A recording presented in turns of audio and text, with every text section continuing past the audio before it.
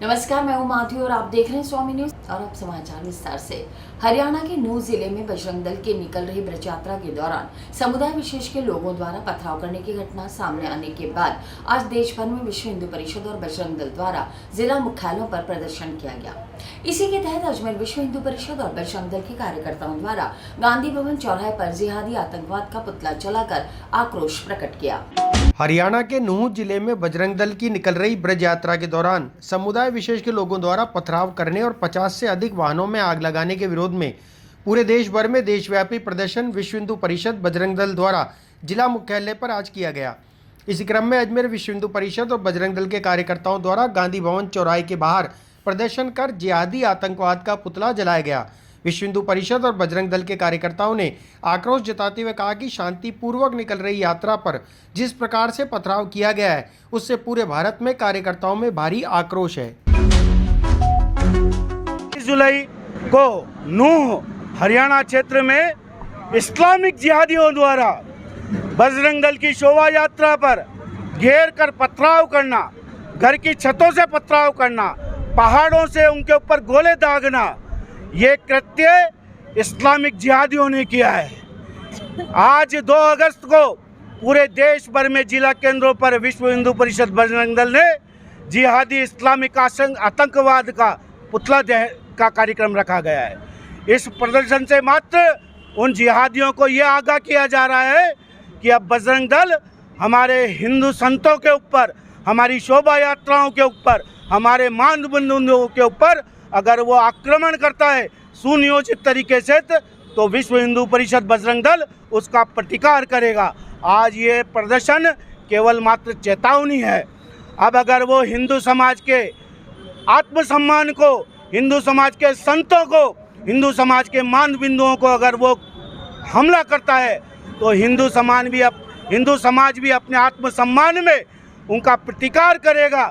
अगर वो हमारे साधु संतों के जान के ऊपर हमला करेंगे तो हम भी सरकार से आश्रय लेंगे, लेकिन सरकार के भरोसे नहीं रहेंगे। अपने प्राणों की रक्षा के लिए हम उनका प्रतिकार करेंगे। आज गांधी भवन चौराहे पे हमने इन जिहादियों के विरुद्ध पुतला फूंककर इनका विरोध किया है। पूरे देश भर में ये प्रदर्शन किया जा रहा है। इन्होंने नूंह में, हरियाणा के जो नूंह क्षेत्र है जहाँ पे बजरंग दल हर साल ब्रज यात्रा निकालता है, वहाँ पे इन्होंने साजिश रच के पहाड़ों पे चारों तरफ से सबको, बजरंगियों को इन्होंने घेर लिया था। एक मंदिर में इन्होंने कैद कर लिया उनको, 2 सिपाही भी मारे गए उसमें। अब इन्होंने जो पत्थरबाजी की है इसका जवाब अब बजरंग दल देगा उनको। ईंट का जवाब अब पत्थर से दिया जाएगा। अब हिंदू समाज बिल्कुल भी सहन नहीं करेगा। अब इसका जवाब हम देंगे और प्रतिकार करेंगे। आराध्य देव झूलेलाल के चालीहों के 17वें दिन झूलेलाल मंदिर नाकामदार अजमेर में निरंतर सेवा कार्य में धार्मिक कार्यों से अपनी अलग पहचान बनाने वाली पुष्पा साधवानी के नागरिक अभिनंदन समारोह आयोजित किया गया। इस मौके पर निर्मल धाम के स्वामी आत्मदास उपस्थित लोगों को आशीर्वचन दिए। निरंतर सेवा कार्य व धार्मिक कार्यों से अपनी अलग पहचान बनाने वाली पुष्पा साधवानी के नागरिक अभिनंदन और आराध्य देव झूलेलाल के चालीहे के 17वें दिन झूलेलाल मंदिर नाकामदार अजमेर में आयोजित समारोह में निर्मल धाम के स्वामी आत्मदास ने यह आशीर्वचन कहे। उन्होंने यह भी कहा कि परमात्मा ने जन्म देते समय स्वयं बुद्धि व स्वयं विवेक दिया है और पुष्पा साधवानी सेवानिवृत्ति के बाद मदार क्षेत्र में जरूरतमंद परिवारों और बच्चों को सहयोग करने व आध्यात्मिकता से जोड़ने का कार्य कर रही हैं, जो अनूठी मिसाल है। संतों व समाज सेवियों की ओर से उनका अभिनंदन किया गया। सिंधी समाज महासमिति के अध्यक्ष कमल प्रकाश कृष्णानी ने कहा कि पुष्पा साधवानी की प्रेरणा से क्षेत्र में जरूरतमंद परिवारों व विद्यार्थियों को राशन, शिक्षा व चिकित्सा सेवा में सहयोग मिल रहा है और समाज को सनातन धर्म से जोड़ने के लिए निरंतर हो रही गतिविधियों से राष्ट्रभक्ति की प्रेरणा मिल रही है। समारोह में प्रेम प्रकाश आश्रम आदर्श नगर के ट्रस्टी गिरधारी रतनानी व कालू बुधवाणी समिति अध्यक्ष जयकिशन लख्याणी, नरेंद्र बसराणी, गोवर्धन मोटवाणी, सुधार सभा के दयाल शिवाणी, पंडित आत्माराम, घनश्याम भगत, लता ठारवाणी सहित अलग अलग संगठनों के पदाधिकारी उपस्थित थे। कार्यक्रम का संचालन महेंद्र कुमार तीर्थानी ने किया। गायक कलाकार चंद्र भगत व मंडली ने भजनों की प्रस्तुति दी। दीपदान व पंच महाज्योति प्रज्वलन कर आरती पल्लव व प्रसादी का आयोजन किया गया।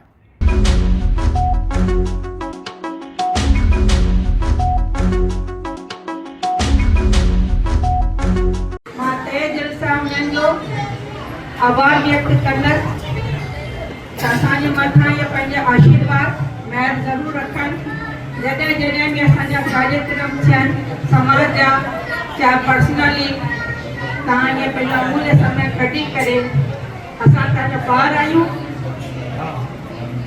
भले असीं उमिरि में तव्हां खां वॾा हूंदासीं पर तव्हां साधना ऐं तप कया इन जे करे तव्हां असांखां वॾा आहियो असां जेतिरो तव्हांजी महिमा कयूं ओतिरो ई थोरो आहे ऐं पंहिंजो अमूल्य समय कढी करे हिन प्रांगण में आया आहियो पंहिंजी धीअ खे अची करे आशीर्वाद ॾिनो अथऊं जनमदिन जो बि जनमदिन ते हिकु बहानो आहे मुंहिंजो परिवार जो मेंबर चवंदा आहिनि होटल में था रोटी खाओ मां चवंदी आहियां मालिक जे दरबार खां वधीक कहिड़ी होटल थींदी आहे मुंहिंजो जनमदिन मां सायो करे पंहिंजो जनमदिन हिते ई कंदी आहियां जीअं तव्हां सभई मिली सघूं बहिराणे जो आनंद वठी सघूं छो पाण सभु लाल साईं जा पुजारी आहियूं असांजा वॾा अॼु जेकॾहिं लाल साईं असां अवतार न वठनि हा हीअ जेको सिंधी समाज आहे उहो हुजे वई कान अॼु जॾहिं हिंदुस्तान पाकिस्तान थियो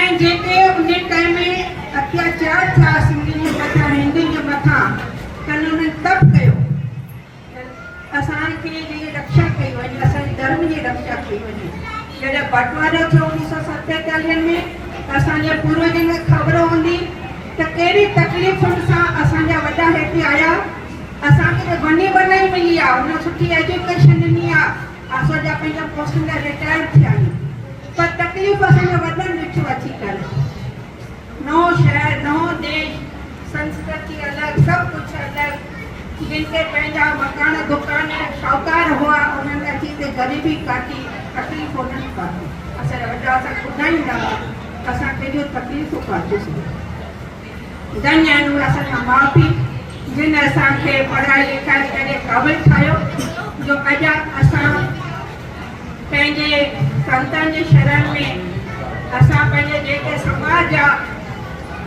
सेवक आहिनि जिन पंहिंजो तन मन धन ॿई अर्पित कया आहिनि मां पहिरीं जॾहिं नौकिरी कंदी हुअसि त सभु मारवाड़ी स्कूल में कंदी हुअसि मुंहिंजे सिंधियुनि सां को कॉन्टेक्ट ई कान हूंदो त मूंखे स्टाफ चवंदो मैडम आप लगते ही नहीं सिंधी हो पर मां इहो करे चवंदी हुअसि मैं प्योर कुछ दिनों पूर्व पत्रकारों के साथ हुई मारपीट के मामले में आज अजमेर शहर के पत्रकारों द्वारा एकत्रित होकर अजमेर पुलिस अधीक्षक और आईजी को ज्ञापन सौंपकर निष्पक्ष जांच की मांग की गई। वरिष्ठ पत्रकारों ने जानकारी देते हुए बताया कि पुलिस द्वारा एक तरफा कार्रवाई की गई जिसके कारण सभी पत्रकारों में भारी रोष है। कुछ दिनों पूर्व पत्रकारों के साथ हुई मारपीट मामले में आज अजमेर शहर के समस्त पत्रकारों और अजमेरू प्रेस क्लब के पदाधिकारी सदस्यों द्वारा अजमेर रेंज आईजी और पुलिस अधीक्षक को ज्ञापन सौंपकर कार्रवाई की मांग की गई। इस मौके पर वरिष्ठ पत्रकारों ने जानकारी देते हुए बताया कि कुछ लोगों के दबाव में आकर पत्रकारों के खिलाफ एक तरफा कार्रवाई की गई और मामले में बीच बचाव करने गए पत्रकारों को भी 151 के तहत कार्रवाई करते हुए थाने में बंद कर दिया गया। इस पर समस्त पत्रकारों ने आक्रोश जताते हुए एक तरफा कार्रवाई का विरोध किया, साथ ही इस मामले में जल्द से जल्द न्याय की मांग की।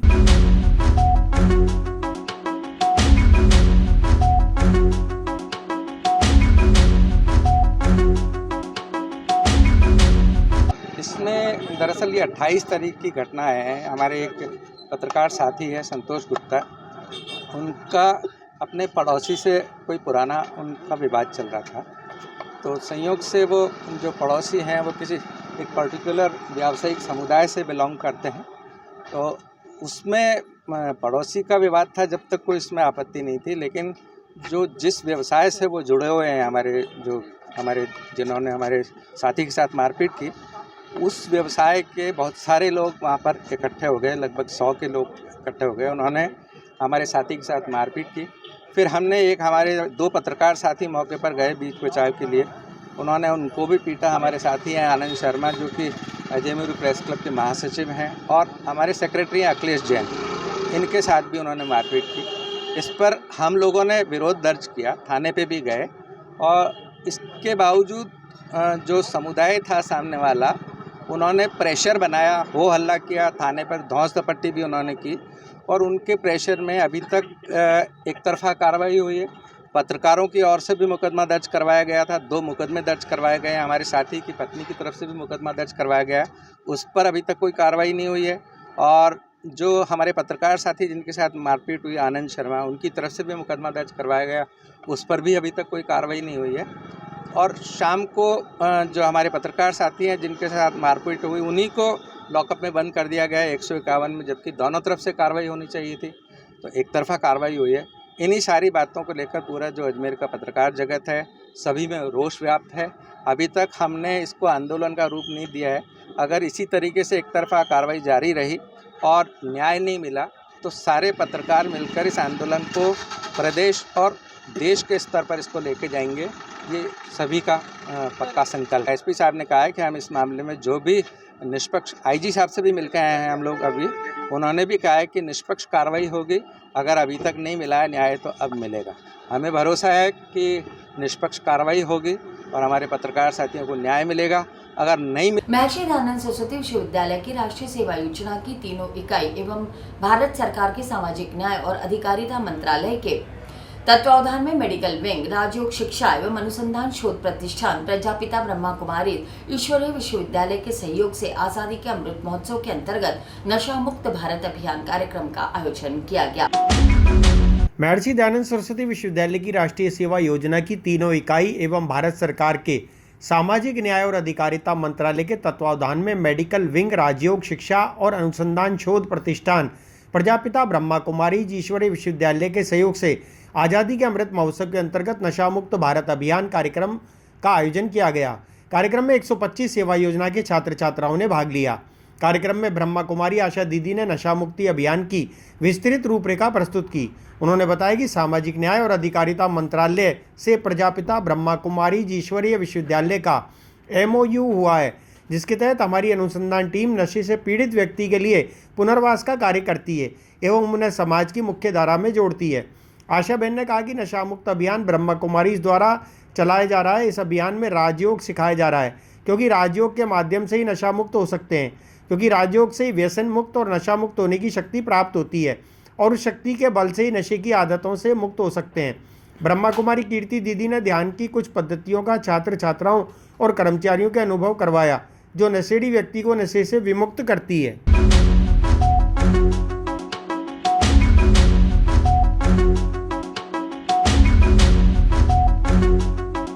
आज महर्षि दयानंद सरस्वती विश्वविद्यालय की NSS की तीनों इकाइयों और ईश्वर ब्रह्म कुमारी विश्वविद्यालय के संयुक्त तत्वावधान में नशा मुक्त भारत अभियान का ये कार्यक्रम हुआ, जिसमें अजमेर के कोटड़ा स्थित रियान इंटरनेशनल स्कूल में खेलकूद महोत्सव रियान प्रीमियर लीग का आज उद्घाटन समारोह कार्यक्रम आयोजित किया गया। इस कार्यक्रम में शहर के अनेक गणमान्य व्यक्ति उपस्थित रहे। कोटड़ा स्थित रेयान इंटरनेशनल स्कूल के खेलकूद महोत्सव का आज आयोजन किया गया। इस अवसर पर विख्यात श्वास रोग विशेषज्ञ डॉक्टर प्रमोद दादीच ने कहा कि खेल में हार और जीत सिक्के के दो पहलू होते हैं। खेल ही वह माध्यम है जहां हार कर भी उसे स्वीकार करना सीखा जाता है। कोटड़ा स्थित रेयान इंटरनेशनल स्कूल के खेलकूद महोत्सव रेयान प्रीमियर लीग के उद्घाटन समारोह में विशिष्ट अतिथि डॉक्टर दादीच ने युवा खिलाड़ियों को संबोधित करते हुए कहा। समारोह के विशिष्ट अतिथि सुप्रसिद्ध समाजसेवी और स्वामी ग्रुप के चेयरमैन कमल प्रकाश कृष्णानी ने अपने उद्बोधन में कहा कि खेल जहां शरीर को स्वस्थ रखते हैं, वहीं इस माध्यम से बचपन से जुड़ने का मौका मिलता है। देश के साथ साथ अपने माता पिता और गुरुजनों का सम्मान करना स्कूली शिक्षा से ही शुरू होता है। विशिष्ट अतिथि दंतरोग विशेषज्ञ शांतनु दिला ने कहा कि वर्तमान में उपलब्ध सुविधाओं को आधार बनाकर जीवन का लक्ष्य तय करें। सहायक राज्य परिवहन अधिकारी वीरेंद्र सिंह राठौड़ ने इस अवसर पर युवाओं का आह्वान किया कि वे छोटी उम्र में वाहनों का उपयोग नियमानुसार करें। उन्होंने सड़क दुर्घटनाओं में मृत्यु दर पर गहरी चिंता व्यक्त की। समारोह में विशिष्ट अतिथि अंतर्राष्ट्रीय बास्केटबॉल के तकनीकी अधिकारी, खिलाड़ी और वरिष्ठ पत्रकार विनीत लोहिया, हॉकी प्रशिक्षक नंद कुमार शर्मा, टेनिस प्रशिक्षक भरत सिंह चौहान, क्रिकेट की राष्ट्रीय खिलाड़ी हेमलता मिश्रा, बास्केटबॉल की अंतर्राष्ट्रीय खिलाड़ी कृष्णा वर्मा, कबड्डी के अंतर्राष्ट्रीय खिलाड़ी वाजिद अली खान, रणजी खिलाड़ी अफरोज खान, वृत्तिका शर्मा मौजूद रहे। इससे पूर्व प्राचार्य श्रीमती संगीता आचार्य ने सभी अतिथियों का स्वागत करते हुए प्रतियोगिता की विस्तृत जानकारी दी। यह प्रतियोगिता 15 अगस्त तक आयोजित होगी। सभी मुकाबले स्कूल के मैदान पर खेले जाएंगे।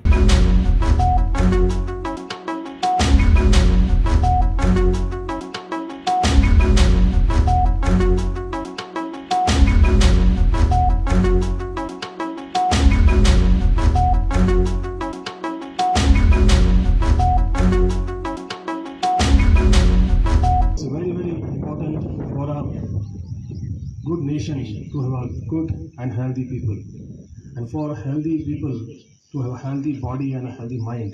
It's very important.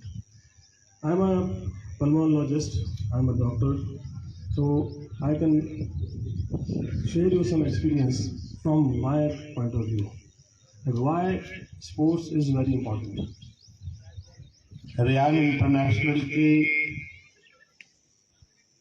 स्पोर्ट्स खेलने वाले बच्चे, वे वो छोटे छोटे बच्चे जो पीछे बैठे हैं, निश्चित रूप से एक मन में एक अलग ललक आती है, बचपन की यादें आ जाती हैं जब हम स्कूल जाया करते थे।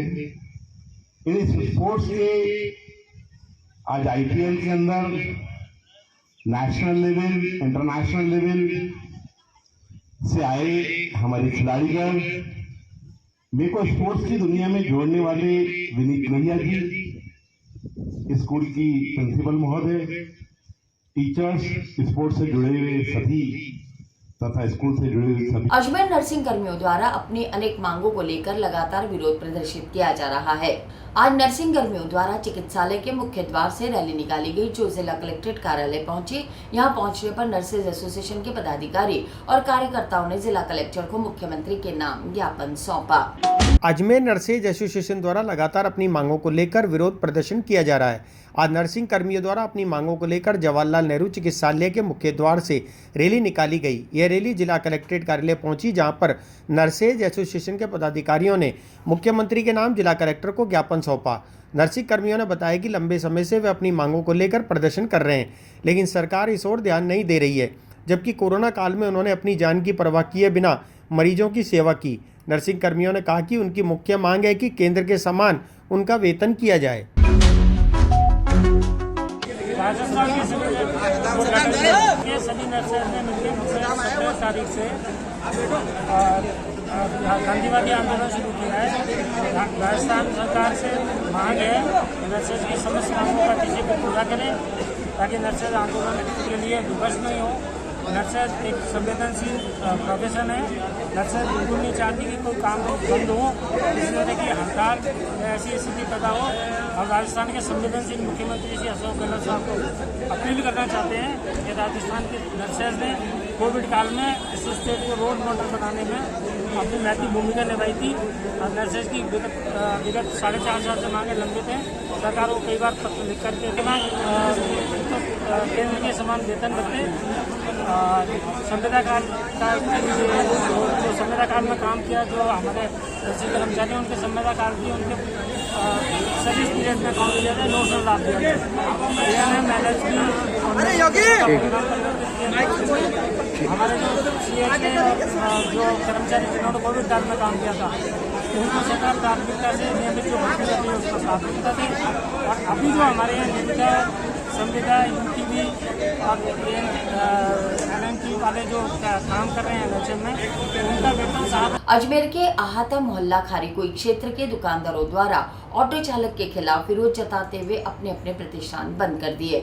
दुकानदारों ने बताया कि ऑटो चालकों द्वारा उनके साथ मामूली सी बात को लेकर हाथापाई की गई। इस पर दुकानदारों ने ऑटो चालकों के खिलाफ कार्रवाई की मांग करते हुए थाने में शिकायत दर्ज कराई। आहाता मोहल्ला खारीकोई क्षेत्र के दुकानदारों ने ऑटो चालक द्वारा की गई हाथापाई के विरोध में दुकानें बंद रखकर विरोध जताया। दुकानदारों ने जानकारी देते हुए बताया कि ऑटो चालकों द्वारा दुकानदारों से मिलने आए लोगों के साथ हाथापाई कर मारपीट करने की कोशिश की गई। साथ ही हमेशा उनके द्वारा दुकानदारों को डराया धमकाया जाता रहा है। इस संबंध में दुकानदारों ने बाजार बंद कर अपना रोष प्रकट किया। दुकानदारों ने कहा कि वे ऑटो चालकों के खिलाफ थाने में शिकायत भी दर्ज कराएंगे। आज अभी थोड़ी देर पहले आहाता मोहल्ला खारीकोई स्टेशन में कोई गाड़ी को हटाने को लेकर एक ऑटो वाले ने गाली गलौज और हाथापाई की है, जिसके वजह से आज पूरा आहाता मोहल्ला खारीकोई स्टेशन बंद हुआ है। और जब तक कि ये जितने भी लोग इस ट्रांसपोर्ट के अंदर, एक बंदा है जिसका कल्लू नाम का आदमी है जिसका ट्रांसपोर्ट भी है, वो भी काफ़ी दादागिरी मचा कर बैठा है यहाँ पर। और उसने यहाँ पर चारों तरफ गाड़ियाँ लगाकर सड़क को रोक देता है, जिसके वजह से पूरा ट्रैफिक जाम हो जाता है। और एक वो ऑटो वाला है मुन्ना नाम का, जिसके वजह से आज ये लड़ाई हुई है। और ये दोनों ने आज जो है यहाँ पर काफ़ी लोगों को परेशान भी कर रखा है। अभी जाके ये पूरा मार्केट बंद हुआ है और अब जाके हम लोग पुलिस थाने जाने हैं, जिनके खिलाफ लिखित में रिपोर्ट दे रहे हैं। हम आतामौला व्यापारिक संघ दुकानें बंद कर चुके हैं, क्योंकि यहाँ पर आए दिन टैक्सी वाले अपनी दादागिरी करते हैं, दुकानदार व्यापारियों से लड़ाई करते हैं, झगड़े करते हैं और मारपीट पर उतारू हो जाते हैं। आज भी हमारी एसोसिएशन के सम्मानित सदस्य हीराबाई के कोई परिचित दिल्ली से आए थे, जिनकी गाड़ी स्टैंड पर खड़ी थी और वो जब जाने लगे तो उन्होंने सिर्फ टैक्सी को थोड़ा पीछे हटने को कहा। उस पर वो उससे लड़ाई झगड़े और मारपीट पर उतारू हो गया और गाली गलौज करी, जिससे सभी व्यापारियों में आक्रोश आ गया और सभी व्यापारियों ने उसका विरोध किया और दुकानें बाज़ारें बंद की, पुलिस में रिपोर्ट करी और उनके खिलाफ कार्रवाई की मांग की जाती है। अभी फ़िलहाल बाज़ार नहीं खुलेगा, जब तक इनके खिलाफ कोई स्थायी कार्रवाई नहीं होती है तब तक हम बाज़ार नहीं खोलेंगे। यहीं पर जो है 2 व्यक्ति निवास करते हैं और स्टैंड लगा रखा है, साथ ही साथ टेम्पू और ट्रांसपोर्ट का भी दुकान खोल रखी है, जिसके कारण उनका बाज़ार में आना जाना मुहाल हो चुका है। व्यापारियों का 10-12 फुट का रोड है, 15 फुट का, लेकिन एक एक्टिवा निकालने में भी लोगों को बहुत परेशानी होती है। एक का तो मुन्ना भाई है और दूसरा कल्लू भाई है, ये 2 व्यक्ति हैं। शिकायत बाजार वाले अभी वार्ड नंबर 76 में रहने वाले कालबेलिया समाज के लोगों ने आज जिला कलेक्ट्रेट पर पहुंचकर प्रदर्शन किया। समाज के लोगों ने कहा कि एडीए के द्वारा उनकी झोपड़पट्टी को बेवजह तोड़ा गया, जबकि वे लोग पिछले 50 साल से क्षेत्र में रह रहे हैं। इस पर कालबेलिया समाज के लोगों ने न्याय की मांग करते हुए जिला कलेक्टर को ज्ञापन सौंपा।